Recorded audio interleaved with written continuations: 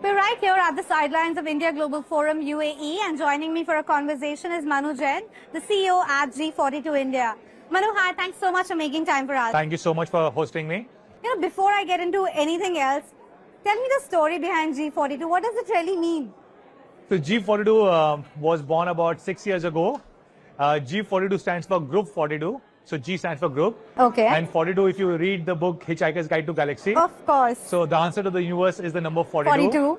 So G42 is literally Group 42. And we believe we want to change the world through AI. And answer to anything and everything is 42. So that's why Group 42. Wow, that's interesting. And I think my husband would love this because it's one of his favorite books of all time. Oh, really? So yes. But, coming back to the conversation, I know after the success of the, LLM in Arabic, you guys did move to Hindi as well with Nanda. Tell me, how's been the scale up so far? What kind of, what's the next forward for it? What's the next step forward for it? So just to remind you, we launched this model called as Nanda. We unveiled it about 1.5 to 2 months ago.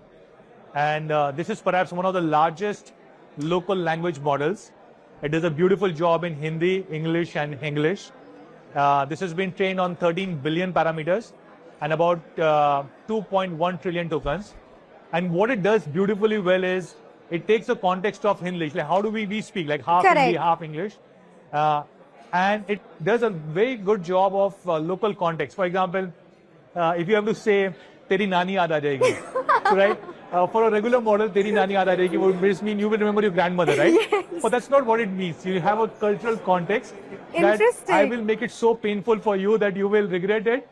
So all those cultural nuances have to be taken into account. So we have basically built this model keeping in mind all these cultural nuances and the Hindi, English, how we typically communicate. That piece in mind, we have built this model called as Nanda. It'll be very interesting for me to try that. I haven't got my hands to it yet. I will try that. Please. I know it's in an open platform right now, right, for people to browse. Yes, so we haven't officially launched the open source version, but the plan is here also, when we have the largest Arabic LLM called as JS, we have one version which is open source for anybody and everybody, which means you can download it, you can use it, you can build applications on top of it. But there's also a certain enterprise version, which we make it available for our customers, and there we try and monetize it, because we also at the end of the day, the company has to make money. Similarly, ideally for Nanda, we want to have two different versions: a base version which is open source, anybody can use it, you can use it, any company can use it, and there's another version which you basically make it available to enterprises that we can possibly monetize. So let's talk about that monetization bit. Where has that moved up in the journey? What's been the initial feedback from clients, and who are these clients? So before I just try and answer it, so what is the use case for an AI model, right? A lot of AI models are available in the world. Some of them are built by US, some of them are built by other countries, large technology companies. So why a model like Nanda, right? So I think if you are a company, if you're an enterprise, or if you're a bank or any other institution, there have to be two use cases for you to use Nanda. The first use case is that you need to have a need for local language, Hindi, English, etc. Second is that you need to have data sovereignty, because usually when you use some of these large language models built by, say, Western countries or any other country, you may or may not realize, but all your data is basically going to that particular country. And then you lose the future potential of building something using your own data. So what we are doing is we are going to these large institutions, banks, corporates, maybe even governments, and saying, hey, you have large access to large amounts of data.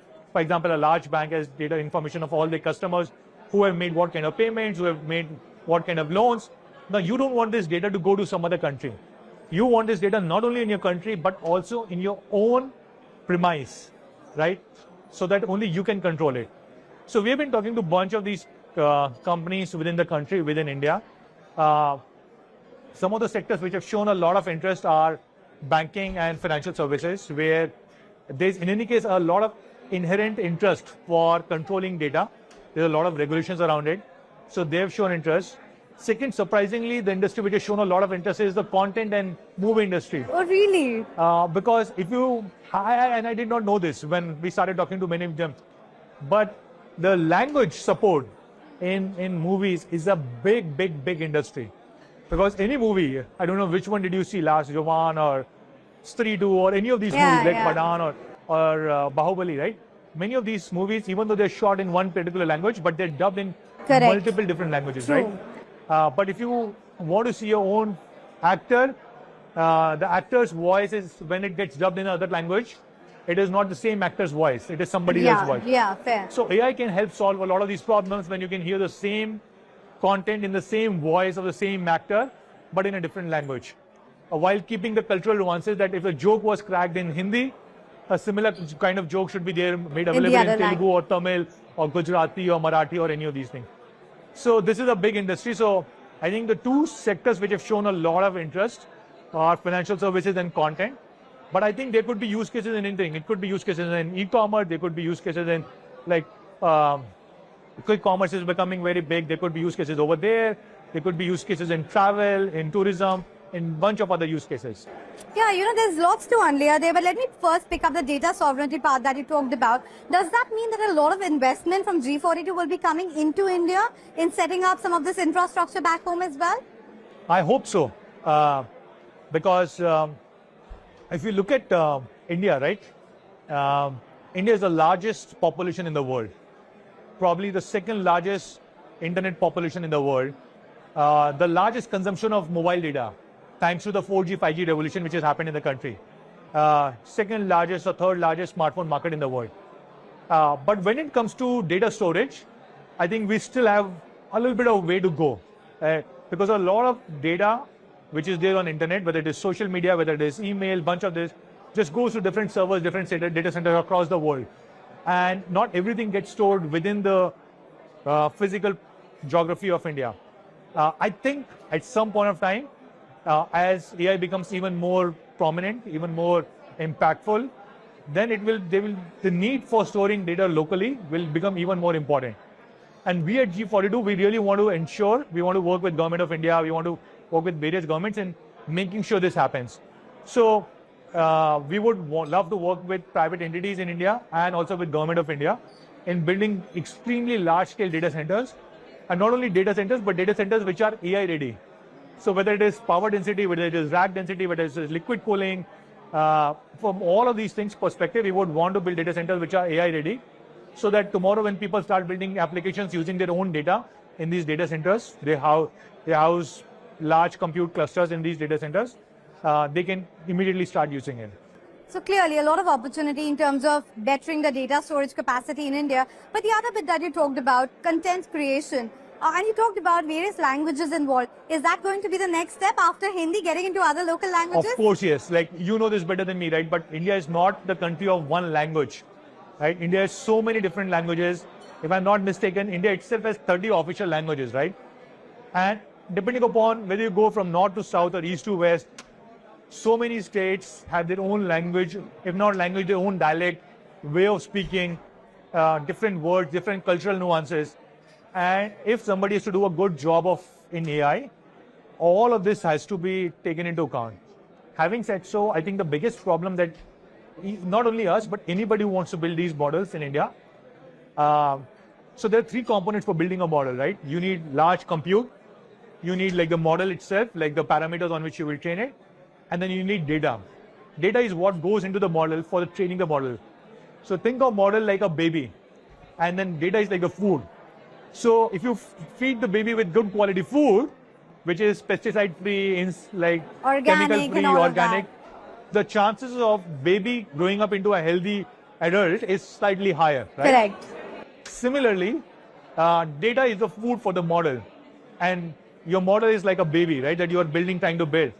So if you feed the model with good quality data, the quality of model will be significantly better. But if you feed the model with poor quality data, or like a lot of junk which is there on social media or like internet, the quality of output that the model will give is also pretty bad, right? Fair point. You might have heard of this term called as hallucination. Yeah. The reason why a lot of models also hallucinate is because the kind of data which has gone in is not the best quality data into building the model. So coming back on all these languages like Telugu, Tamil, Marathi, Malayalam, Punjabi, Bengali, etc., is for you to build models, you need good quality data. And a lot of data in these local languages, good quality digitized data is very difficult to get. Yeah, fair point. So To answer your question, would we want to build multiple language models? Absolutely yes. That's what our aim and goal is. But I think it will just take time just because we need to figure out a way to get good quality data in these various different local languages. You took the analogy of a child becoming an adult. Yes, food is important, but also his environment, right? And that environment comes through the policy action and the regulatory framework. And I think that was the reason to begin with. The startup culture in India thrived very well, but of late it's becoming a lot more difficult. And I'll take the example with what happened at Xiaomi with respect to the China backing and everything, and what happened to, let's say, P2P lending and RBI coming with a heavy hand there. Do you think it's increasingly getting a bit more difficult from a regulatory point of view, or you're still confident of the policy support that you're getting? I would say no, that it is not becoming difficult. Okay. In fact, if you look at other way around, a lot of things have eased up over the last few years. If you think of things like payment, India now processes more number of digital payments, from what I know, than any other country in the world, right? If you look at cross-border trade, in many of the areas, it has significantly improved. Today, we are sitting in UAE, right? And UAE, India has CEPA agreements and multiple other agreements which You are have signed. a UPI here that works, RuPay, Exactly, which is right? the So, and there's like both way where the technology and business transactions are happening. We have trades getting settled in Indian rupee. You have UPI getting launched here. You have RuPay card getting launched here. You have large technology champions from the country like G42 and many more who are now beginning to do businesses in India, invest in India, build data centers. So I wouldn't say that it is becoming more difficult. In fact, in my own personal opinion, if you look at like my previous industries, since you spoke about smartphones, right? The export of smartphones from India is like all-time high. There are a lot of component manufacturers, other companies which are coming and setting up bases in India. Similarly, a lot of investment happening in data centers, a lot of investment happening in compute.